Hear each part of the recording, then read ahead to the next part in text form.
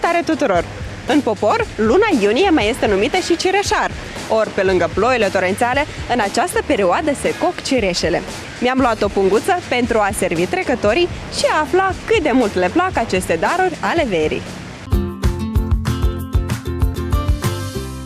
În zilele de 4-5 iunie vom avea cer variabil, vântul din nord-est își va scădea intensitatea, iar presiunea atmosferică va fi normală. Se așteaptă contenirea ploilor și creșterea temperaturilor. Timpul de afară îmi place foarte mult. Vă place ploaie? Da. Dar în contextul ploilor, cum sunt cireșele anul acesta? Ce gust au? Nu știu, nu-mi plac cireșele.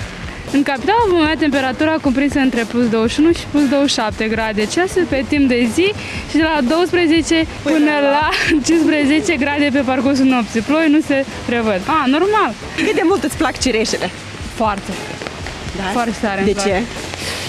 Au gust așa sobine și aduc multe amintiri. Ei bine, ca să retrăiești acele amintiri, gustă niște cireșe. La nord se vor înregistra de la plus 20 până la plus 26 de grade Celsius în timpul zilei și de la 11 până la 14 grade pe parcursul nopții.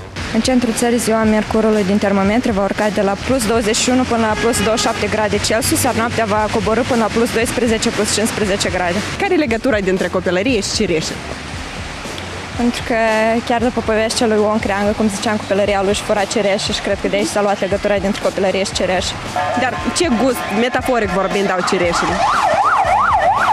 Cred că cireșele au gust copilăriei. În raionele din sudul Republicii, atmosfera se va încălzi până la plus 22, plus 28 grade Celsius în timpul zilei și se va răci până la 13-16 grade cu plus.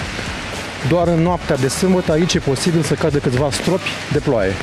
Mâine și poimâine, de fapt, în timpul zilei nu se prezic ploi. Veți merge la festivalul cireșelor? Dar unde se desfășoară? La Trușeni. Nu, un pic cam departe. Cireșele noastre sunt mai aproape, așa că noi vă servim.